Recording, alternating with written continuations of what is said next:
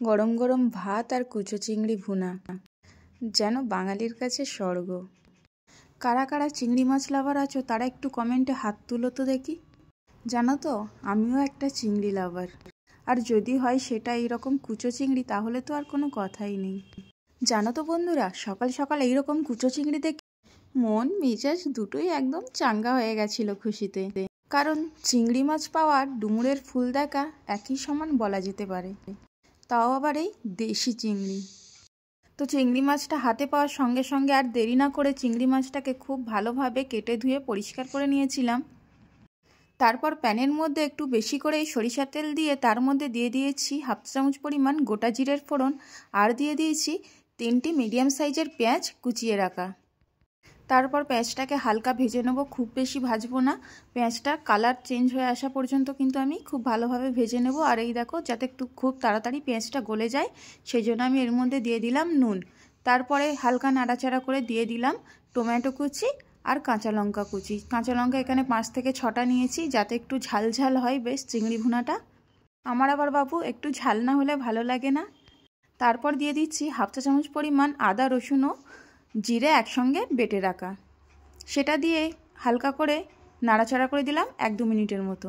তারপর দিয়ে দিলাম হাফ চা চামচ পরিমাণ হলুদের গুঁড়ি, 1 চা চামচ পরিমাণ ধনিয়ার গুঁড়ি, আর দিয়ে দিলাম হাফ চা চামচ পরিমাণ লাল লঙ্কার গুঁড়ি। তারপর খুবই সামান্য পরিমাণে পানি দিয়ে মশলাটাকে খুব ভালোভাবে কষিয়ে নিচ্ছি। প্রায় 2 থেকে 3 মিনিট মতো মিডিয়াম টু লো ফ্লেমে মশলাটাকে খুব ভালোভাবে কষিয়ে নিয়েছি, মশলা থেকে তেল ছেড়ে দেওয়া পর্যন্ত।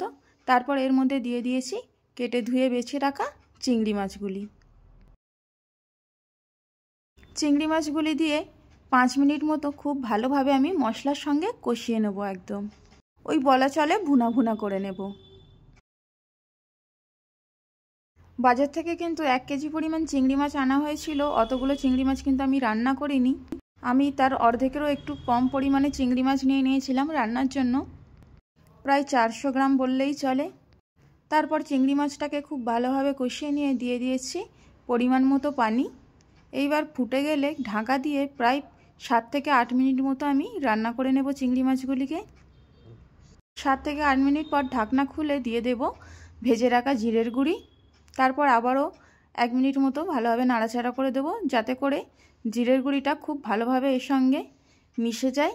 তারপর এর মধ্যে দিয়ে দেব ধনিয়া পাতা কুচি, আর দিয়ে দেব কাঁচা লঙ্কা ফালি করে রাখা, দিয়ে খুব বেশি না 30 সেকেন্ড থেকে 40 সেকেন্ড মতো একটু ভালোভাবে ফুটিয়ে নেব। আর একটু নাড়াচাড়া করে দিয়েই কিন্তু আমি নামিয়ে নেব এই চিংড়ি মাছের তরকারিটি।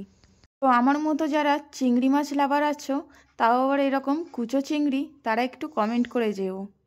তো রান্না হয়ে গেছে, এবার আমি ঢাকা দিয়ে গ্যাসটা অফ করে দিচ্ছি। তারপর 5 মিনিট পর ঢাকাটা খুলে তোমাদের দেখাচ্ছি। দেখো তরকারির কালারটা কত সুন্দর এসছে, একদম লোভনীয়।